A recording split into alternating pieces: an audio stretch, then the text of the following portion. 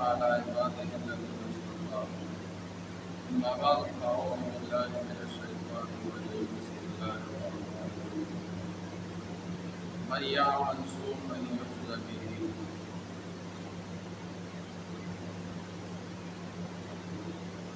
وقال النبي صلى الله عليه وسلم إن العبد ليحرم الرزق يصيبه إن العبد ليحرم الرزق بالذنب يصيبه أو كما قال عليه الصلاة والسلام سبحان ربك رب العزة عما يصفون وسلام على المرسلين والحمد لله رب العالمين اللهم صل على سيدنا محمد وعلى آل سيدنا محمد وبارك وسلم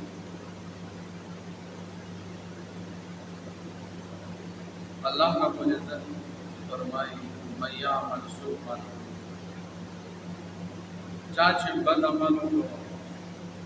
ज़रमाना फरमानी हुआ गुनाह हुआ जुज बिही दे सजा मौका मिलावी दाद अल्लाह फैसला अल्लाह फैसला चाचे गुनाह हुआ अल्लाह ना फरमानी हुआ दागे वबाल और सजा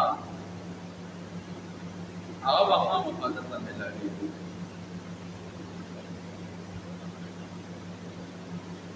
ضروري ده چې د دغه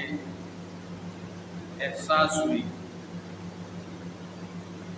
دته دغه پته لګي او کنه لګي چې ما ته سزا ملاوي دي یا ملاو شو د دې پته وخت لګي او کنه لګي بار حال سزا به ضرور ملاوي دي بعض اوقات इंसान गुनाह करी और दत्त दे सजा मिलावी दत्त दावे इल्म और वक़्त मुकम्मल न लगी मुंतज़े अमल सजा मिलावी तो गुनाह सजा रात मिलावी रडे रडे मधुर ना इंसान मगरूब की दत्त पता लगे तो गुनाह बद असरात दा वक़्ता वक़्ता दावे वबाल इंसान तवी तो गुनाहों मुख्तलिफ सजागाने और वबाल आधे इंसान तो दुनिया पर जिंदगी के मिलावी देवजना जो शायर हुई अदल इंसाफ फ़कत हशर में मौकूफ नहीं जिंदगी खुद के गुनाहों की सजा देगी दाना कि सिर्फ अंत व सजा मिलावी अदल इंसाफ सिर्फ आखिरत रज़ दफ़ारा दे बचपन क्यों में इंसान अदावे गुनाहों सजा मिलावी गुनाहों मुख्तलिफ असरात और सजागाने आज इंसान तो दुनिया की मिलावी हमारे असूल इस्लाम समाज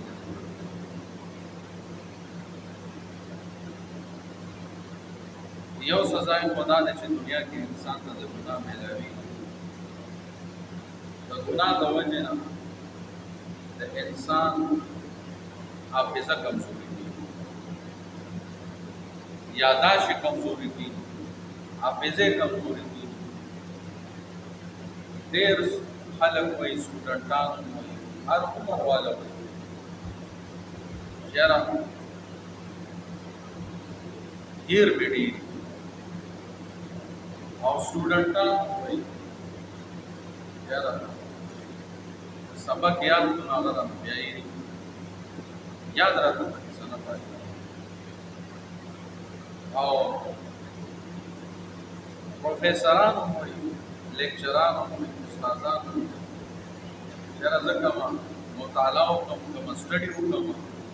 और ब्याज लेक्चर वर्क होम आ सबक होम और अक्सर पके माने ये सब नहीं मजबूत रखा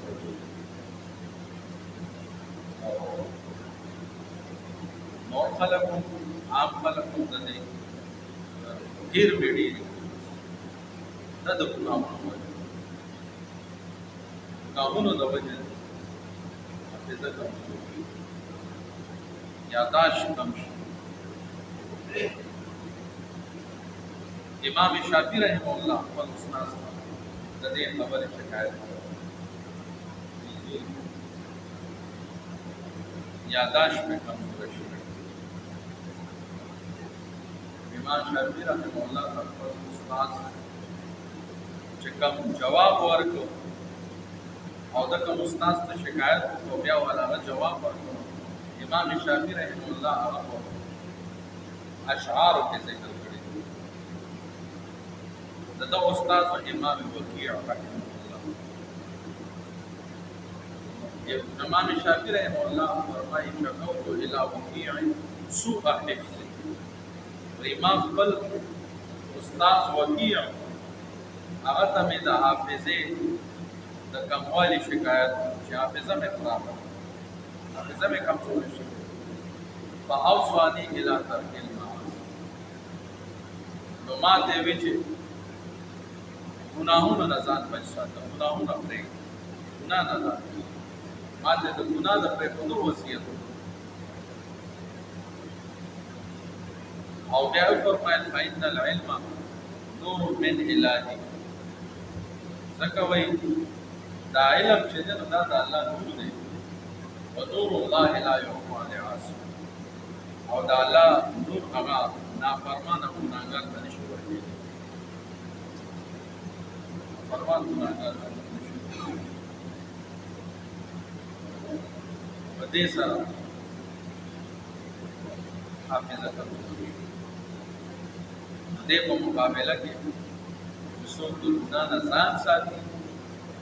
د الله نافرماني نه ځان ساتي، نیک اعمال کوي، نو د دغه انسان حافظه به خپله سیوا کوي. حافظې دپاره د وظیفې د وظایفو ضرورت نشته او نه حافظه په بادام او پاپړو کېږي. بس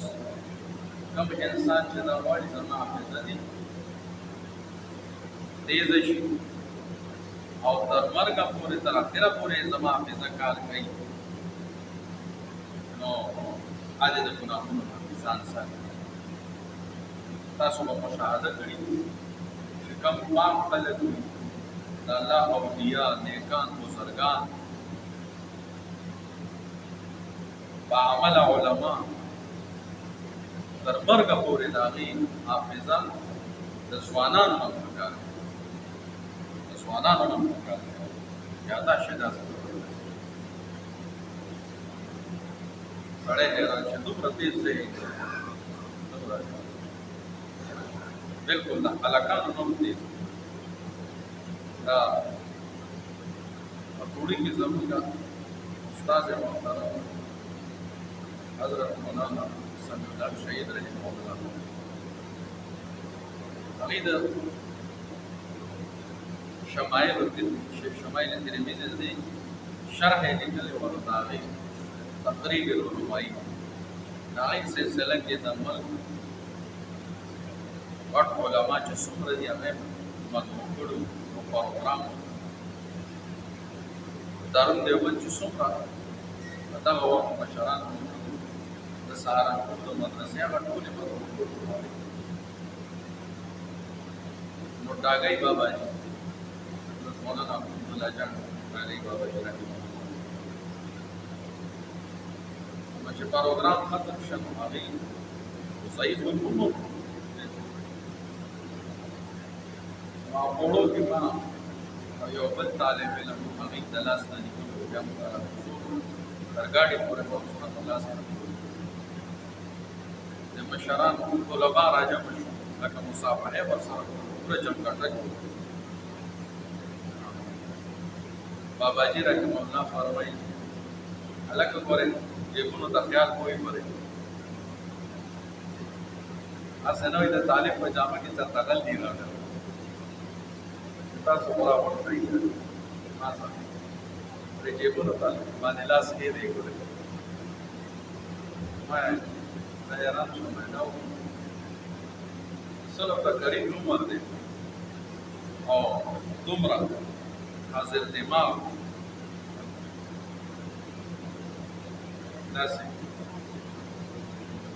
ګناهونو نه ځان ساتي الله تعالی ورته داسې حافظه او دماغ تیزي الله تعالی ورته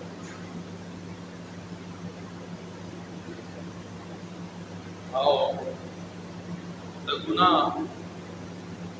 دویمه سزا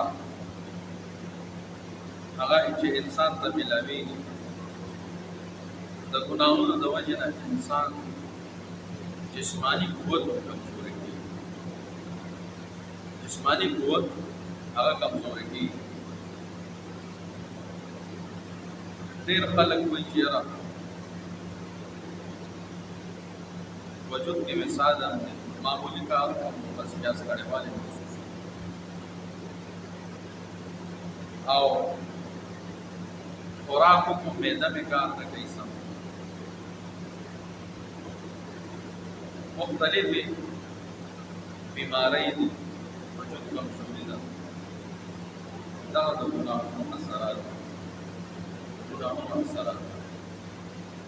او داسې بیماری کې انسان الله تعالی د ګناه د وجې چې ډاکټرانو تعالی په علاج باندې بیان کوي ویره ټیسټونه ټول صفای چې کوم عام معروف ټیسټونه څومره وي چې پای سره د یو چې کومې بیماری هغه دریافت شوي دي نو د هغې معلومونو دپاره خپل ټیسټونه هم دي طریقې هم یې دغه چې کومې معروف بیماری د هغې دپاره خپل ټول ټیسټونه اکا بیماری جراثیم په هغې کې په ټیسټ کې ښکاره نه شي په وینه کې یا وایي دغه بیماری نشته اوس دغه بیماری دي که نه دې کې نور جراثیم شته خو تاسو یې نه شئ معلومولی تحقیق لا دغه ځای ته نه دی رسېدلی دې باندې چې بیا ورو ورو ریسرچ کېږي نو بیا نوې بیماري ده چې دا یو نوی قسم وایرس نوی وایرس هسې لاعلاج امراض کې الله تعالی پیسې هم ترې نه لاړې شي او صحت هم پایدي اخر هم چې د زندګي هغه یې ختم کړي د ګناهونو د وجې داسې اشنا امراض دې وجې نه حدیث کې هم راځي که نه فحاشي بدکاري بې حیایي زنا وغیره د دې ګناه د وجې چې کله دا عام شي نو الله تعالی به داسې لاعلاجه امراضو کې خلک مبتلا کړي چې د هغې نومونه به مخکېنو خلکو نوم به یې پرې اورېدل هغې نوم به مخکېنو خلکو داسې لاعلاجه امراضو هغه خو تاسو ښکاره او بل د ګناه بل نقصان د انسان عزت چې نو هغه په بېعزتۍ کې او بدنامۍ او بېعزتۍ کې بدل شي د ګناه پته چې ولګي نو د انسان هغه عزت چې نو هغه تار شي چا سره سترګې نه شي لګولی د دغه د ګناه د وجې دا دنیایي نقصان د عزت یې لاړ شي خلک ورته سپک نظر باندې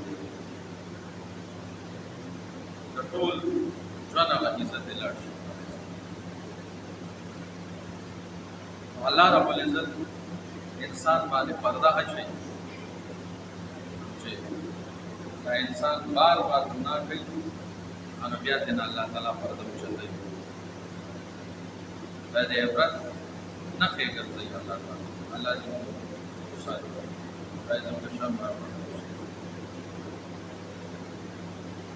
او بل د ګناه دنیاوي سزا او وبال هغه دا ده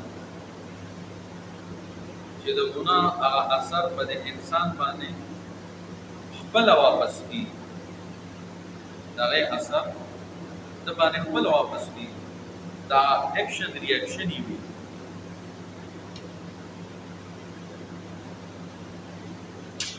لکه کم انسان چې پردی لور کور ته وولو نو د دغه د ده په دې بدنظرۍ کې پردی لور کور ته کتل بد نظر باندې نو د دې دغه اثر چې دی نو په ده باندې واپس کېږي د ده لور کور ته په خلک بد نظر باندې حدیث شریف کې نبی علیه السلام په واضح الفاظو کې ویلي نبی علیه السلام فرمایي چې چېرې تاسو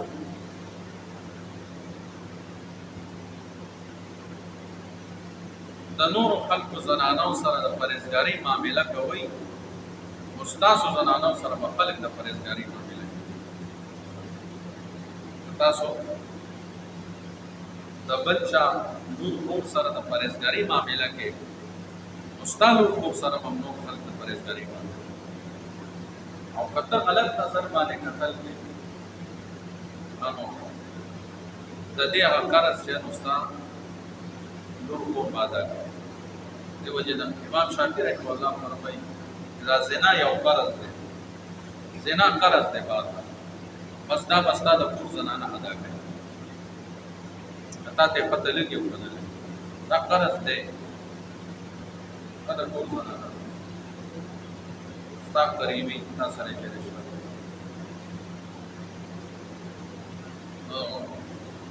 دې وجې نه اکثر خلک په دې چوکونو کې ولاړې پردو زنانو په سهار سکول کالج ته ځي مختلفو چوکونو کې دا هلکان خصوصا دی ولاړ وختي به راشي هغه ټولې به رسوي ته وایي چې د ډیوټي لا کولې ده یا تنخواه والا مقرر کړي دا ټول به ته رسوي نو په یو چوک کې دی پردی لور کور ته ولاړې او د ده لور کور ته بیا په بل چوک کې څوک ولاړې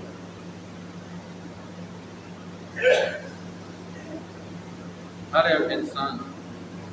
یو عزت لري عزت نفس لري څوک دا نه خوښوي چې زما د کور زنانو ته څوک بد نظر باندې دا څوک نه خوښوي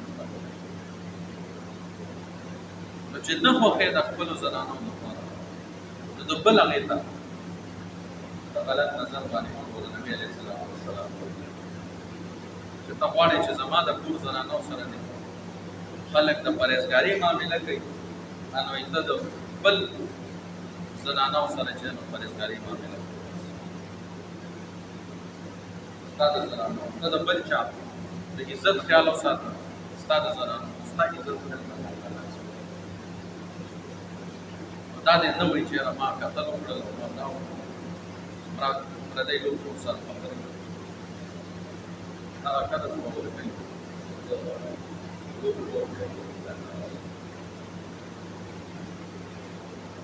نو دا د ګناه دنیوي سزا ده یو زرګرو د غرمې هغه ډوډۍ لراله دکان یې بند کړ غرمې ډوډۍ له کور ته راغلی چې ویې کتل نو کور ته چې راغلی نو هغه ښځې ژاړي دې ولې ژاړي هغه ورته وایي چې دا کوم یتیم ماشوم چې تا راوستی چې راته څوک نشته دی به د زوی په ځای موږ لوی دا بچی موږ تربیت کړو افغان نن ما چې بازار ته سفرۍ له ولېږو سبزي راوړه چې هغه واپس راغلی ما یې سبزي راکړله نو زما د لاسې ونیسل زورې وکړه ما ته د ده نیت خراب معلوم شو د نیت کې فضول دی په ده باندې پوه شو نو افسوس په دې راځي چې دی خو د زوی په شان د ده دا نیت اوسه پورې خو ما ته د مور په نظر دا ولې ده داسې نن داسې ده دومره غلط حرکت د ولې نن داسې و په دې باندې ژړا راځي غلط حرکت ولې چې څنګه د دې ښځې دا خبرې واورېده، خاوند یې په ژړا شو او په ژړا شو. ښځه ورته وایي ته ولې ژاړې؟ وایي د دې وایي ډېر زر تا قرض خلاص کړه. وایي قرض تا خلاص کړه ډېر زر. وایي د دې نوجوان غلطي کوتاهي د ده نه ده، غلطي کوتاهي هغه زما ده، خطا زما ده. وایي لږ ساعت مخکې زما دکان ته زنانه راغلې او هغه یې بنګړي اغوستله. هغه یو زنانه په دې لاس باندې بنګړې هغې په برابرو لاس کې نه ورته. نو ما ته ویل چې دا راته واچوه. نو هغې ته ما هغه بنګړې اچو، د هغې لاسونه ډېر ښایسته وو او ما باندې ډېر ښه ولګېدل. نو ما د هغې لاسونو ته بنګړې اچو او په شهوت سره ولا ما زور ورکړ. هغې نه ما مزه اخیسته. هغې زنانه لاس له ما شهوت سره زور ورکړ. دې هلک چې د ستا لاس له ځکه شهوت سره ورکړ. لږ ساعت مخکې دا کار ما وکړ. لږ ساعت مخکې دا کار ما وکړ او د هغې قرض تا ادا کړ. دا غلطي ما کړې. دا هغه ټایم توبه وباسله او الله ته ډېر زیات وژړل.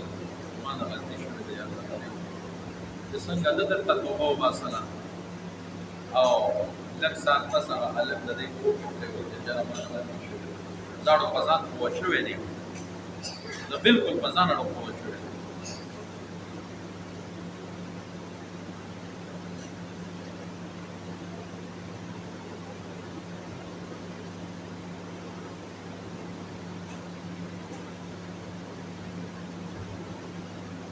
او بله د ګناهونو دنیوي سزا بله چې بنده ته میلاویږي، نو انسان د مناجاتو د لذت نه محروم شي. الله ته ژړا فریاد دې کې یو خوند دی، لذت دی، د دې نه دا انسان محروم شي. مخکې دی الله ته ژړا فریاد کوي، د ده روټین دی، تهجدو کې راپاڅي، دغسې یو مناجات الله ته ژړا فریاد کوي په خپل ګناهونو باندې. نو د ګناه د وجې نه د دغې نه الله تعالی محروم. بني اسرائیلو کې یو عالم و، هغه داسې ګناه شو. یو ځل یې دعا وکړه، یا الله ته څومره رحیم او کریم ذات، ما ګناه وکړه او ما له ډېرو سزا رانه کړه، ته څومره رحیم ذات دی. الله تعالی ورته زړه کې الهام وکړ چې ما دله سزا درکړې ده، په ته نیک ووژه. چې کله نه په دې ګناه کې مبتلا شوی، د دغه ورځې نه د مناجاتو لذت نه محروم کړي. ستا د سترګو نه اوښکه نه بهېږي د دغه ورځې نه، دغه ورځې نه ستا د سترګو نه اوښکه نه ده بهېدلې. سوچ وکړه، زړه مې دله صاف کړی، زړه دې ګټه، زړه دې ګټه شو. که هر څه واورئ، د سترګو نه دې اوښکه نه بهېږي. مخکې به د ګناهونو باندې معمولي غلطۍ باندې ما ته ژړا فریاد کړو، اوس غټه غټه غلطي مو کې فرمایي پرېږدي. دا ګناه د وجې نه مناجاتو لذت ته یې محرومه کړې، خو ته نه پوهېږې. دا څه کمه سزا ده، دا څه کمه سزا خو نه ده. دا خو غټ نعمت دی ژړا، په خپلو ګناهونو باندې مناجات ډېر غټ نعمت دی. د جهنم اور یو سمندر هم نشي مړولی.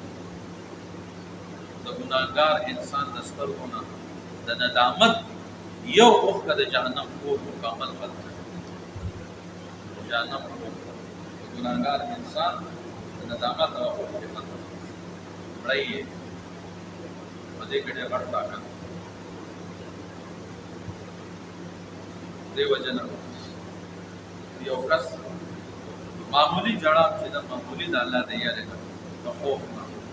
معمولی یو قطره په دې باندې د انسان بخښنه کوي. لکه حدیث کې راځي یو کس دا ګناهونه به ډېر شي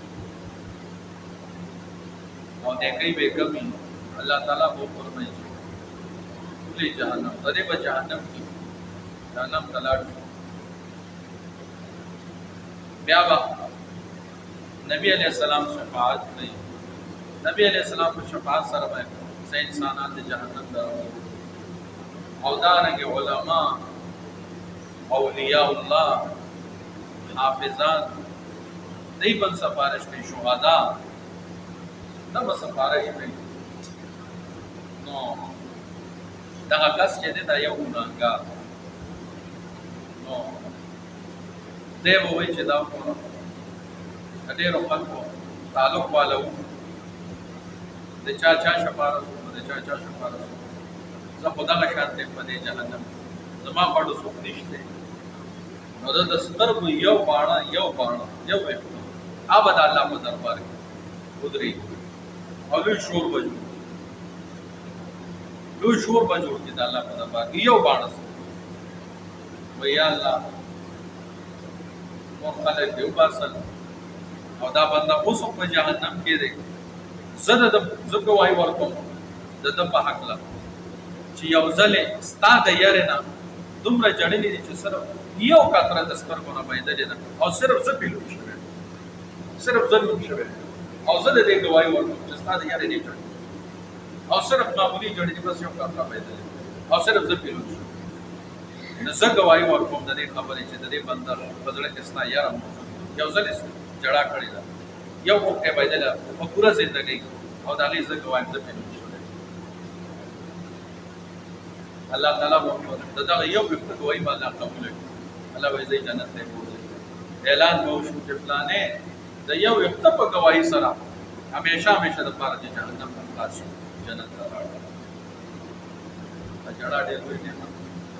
دغه انسان د ګناه د وجې نه الله یې د دې نعمت نه محروم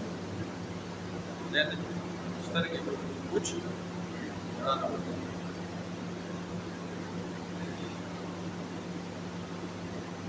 او دارنګې د ګناه د وجې نه د تهجد هغه پابندۍ نه انسان محروم کېږي انسان د تهجد پابند د ګناه د وجې نه د پابندۍ نه محروم کېږي یو بزرګ نیک سړی او کسې ولیده هغه جړا فریاد کړو دعا یې کوله او جړل یې الله د په زړه کې راغلل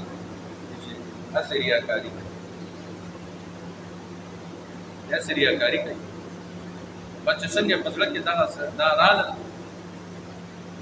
هغه انسان باندې بدګماني وکړه بدګماني ګناه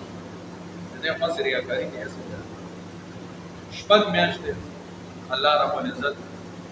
د تهجد نه محروم پوره شپږ میاشتې او الله تعالی ته جنا فریاد یا الله ولې زما سترګې نه غړېږي وغړېږي بیا هم راپاڅه شم بیا په واده شم دومره موده وشوه یا الله ولې الله ته ډېر جنا فریاد اخره کې الله تعالی په زړه کې دا خبر واچوي یو ځل دی زما یو بنده ما سره معامله ته څوک چې ته وایې چې دی ته د په زړه کې نه موته تا وایې چې ستا کار څه دی چې زما خلق باندې بدګماني کار دې څه دی ته د په زړه کې د دې ریاکاري کې دې بیا د وجه نه بدګماني د دې ګناه د وجه نه شپږ میاشتې د تهجد د نعمت نه الله محروم او د ګناه بله سزا چې الله رب العزت ورکوي چې هغه عامه ده ټینشن ډپریشن پریشانی هر یو انسان چې ده نو هغه د ډپریشن مبتلا دی پریشان یو کس وی دری دنیا کسے بیغم نہ باشد اگر باشد بنی آدم نہ باشد هر یو انسان کو لټو دومره فریاد پر مشهور دي چې خپل غمونه بدلوي چې کوم یو انسان په ظاهر باندې مته پورې چې دا ډېر زیات سم سور کې دي سم خوشاله وي هغه پراډو ویګو کې गाड़ी की एसी बंगला हर ځای کې एसी او غټه عقده باندې ده غټ بینک بیلنس مالک دی د غټې عقدې اشارې سره د کار کی په اشاره باندې خلک چلیږي دغه انسان ولټو دومره فریاد ورکړي خو بل سب الله کارخانو مالکان چون ګولې وي د سکون لپاره د آرام لپاره چې د مستر هر وخت په دې جیب کې وګوره لږ ځای دی له الله نوم نه دي چې کوم غټ افسري او د دین نه لرې دی افسر دی کارخانه‌دار دی د هغه جیب ولټوم 24 घंटे ورسره د آرام په جیب کې موجود دا د ګناه د وجه پریشانی تاسو بلې دل هوټلو کې دا ودونو کې بوفه سیستم دی دولاړه ټوړې چې ورته وي کنه بوفه سیستم میزونه لګېدلې پاغې باندې اسما کې سم کانی په لوګو کې ټریګانو کې او لاندې ورته معمولی بتی لګېدلې سپیرټ لیمپ ورته وړو کې دا دې لپاره دا خوراک دا کانه ګرمه ساتي چې بس دا کانه یقیني نه نه مطلق ورته بلی کې داسې لګ سپیرټ لیمپ دا کانه ګرمه ساتي چې کوم یو انسان ګناه کوي کنه ګناه کې مبتلا وي الله تعالی د تم د پریشانی پتی وګړي د تم د پریشانی باندې لګېدلې د پریشانی باندې بس دې پریشانی کې ګرم ساتي هر وخت پریشانی د هر ګناه دا ګناه اصل کې دا د پریشانی باندې دا څنګه چې اکانې تلان دې لګېدلې هغه هر وخت ګرم ساتي څو کورې دې تلان دې لګېدلې دا کانه ګرم دا انسان چې ګناه کې مبتلا وي اسما کې سب ګناهونه خپل بدایي انسان ته د پریشانی لګېدلې بس دې و پریشانی کې مبتلا وي اب ګناه پرې خو ته یو باندې ومړي پریشانی باندې هر انسان ټینشن کې ګریشه د پریشانی شکار دا د ګناه وجه بار سنا سه ګناه کې د انسان مبتلا یو ګناه باندې د لګېدلې بار د پریشانی دې پاره دا د ګناه هغه نقد سزا او بل دا چې د ګناه د وجه نه انسان د رزق نه محروم کیږي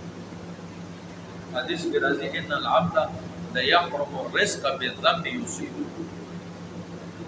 وي دا بنده چې د رزق نه یو رزق دته رسی دته ملاويږي د ګناه د وجه نه دی دا رسم د کاروبار پټه چلے د اچانک سودرې د سم د کار چلے سودرې نه پوهېږم چې څه وجه په زبردست حالت اچانک مې حالات خراب پوهېږم درس درځې قرضې را باندې پوهېږي درس درځې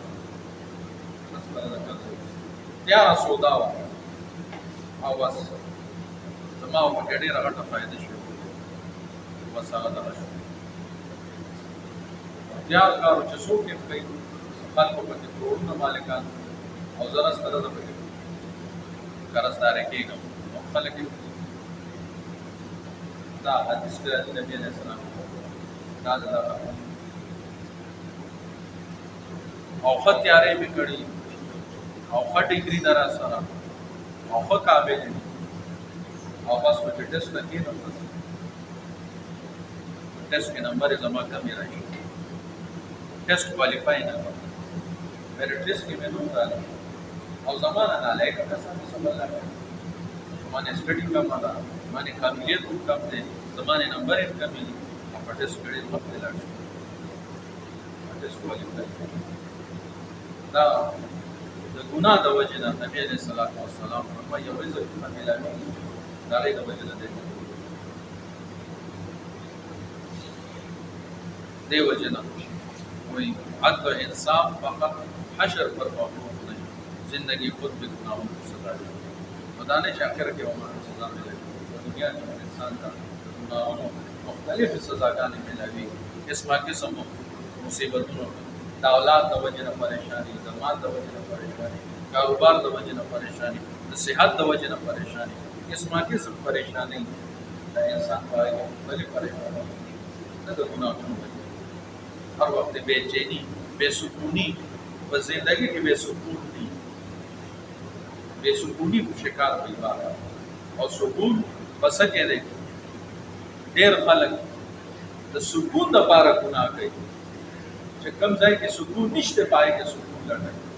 दुनिया फंसे जो नहीं सुकून और मरज बढ़ता के अजून गवार अभी सुकूनी बेचैनी तो हमसे वाली सुकून सिर्फ अल्लाह पर ताबेदारी के दे अल्लाह पर जिक्र के दे तो गुनाहों ना बच के दो के दे अल्लाह में देख अल्लाह खबरदार अल्लाह पर जिक्र सरवर हर एक इंसान सुकून मुतलाशी ने जमाते सुकून चैन और इत्मीनान वाले जिंदगी में लफ्ज़ दे द पारा दे द मंडे कोई ताड़े सिर्फ सुकून द पारा जमाता खबरला खजा खगाड़े खनो करी सदा पारा इजरा में खुशहाली सुकून वाला सुकून कदा रखे स्वाब एकरा को सरदा में सुकून होना और सोम सुकून तालिक जिंदगी ना सोम फैसिलिटीज चीज दैट कर सकते वाजिब सुकून ना जमूंगा हजरत जी से फरमाई भाई एक वली के दिल में जितना सुकून होता है अगर उसकी ज़कात निकाली जाए ज़कात 40वां हिस्से एक वली के दिल में जितना सुकून होता है उसकी अगर ज़कात निकाली जाए और पूरे शहर वालों पर तकसीम की जाए वही सब लोग हराम पीनी सो जाए पूरा पार माने का तकसीम किया ज़कात बिल्कुल खलक को आराम मानी वाले गमूना बेखतम मुझे दागा गुजरा के मसूल रसूल अल्लाह रब्बुल इज्जत के चैन सुकून वाले जिंदगी में अरे बदरी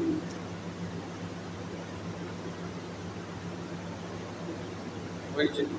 बातिनी और रूहानी अमराज के लिए वजीफा बताएं दे दफारा ज़ब्त हज़रत जी से फिर ज़ुल्फ़िकार से दाम फरमाना वजीफा खोल इंसान वही चीज़ रूहानी मरज़ के मुब्तला है जमा बातिनी कमजोरी दा बदनजरी के बदनजरी न नशम मने के दे दरोग न नशम मने के दे ग़ीबत न नशम मने के दे और तहज्जुद न नशम रा पास के दे मुस्किन सुस्ती दा मुस्की सुस्ती दा किस्म किस्म बातिनी रूहानी अमराज के सुपर वही दे द पार दे दमुज नफस 21 पेरे या रहमान या रहीम या हद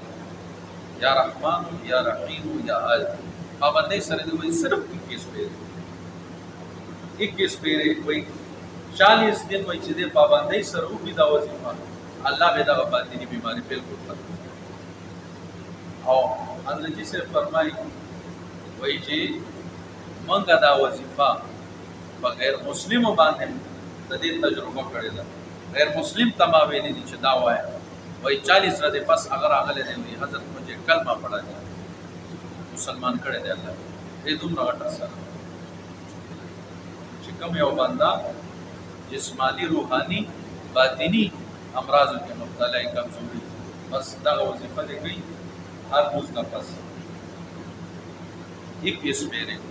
दादे हुई 40 दिन के बाद अल्लाह ताला कमजोरी ले रही पता का नियत दे हुई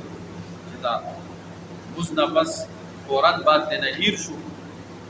बल मुझा पूरे चसटे मुद्दा तैयार शू बस जर जर्दी हुई या रहमान हो या रहीम हो या बाज़ खलक कोई जमा औलाद मुझा दस पाबंदी न करी औलाद तने ना वजीफा कि बच्चे खैर ने दा वजीफा कवा दे दुनियावी उखरवी फायदे दास खल को तमाम नहीं भाई दुनियावी उखरवी फायदे अनागत दुनियावी फायदे बनियत बाने वाले अल्लाह ताला का मसला कोई वक्त के हल करे अल्लाह ताला ने अमल को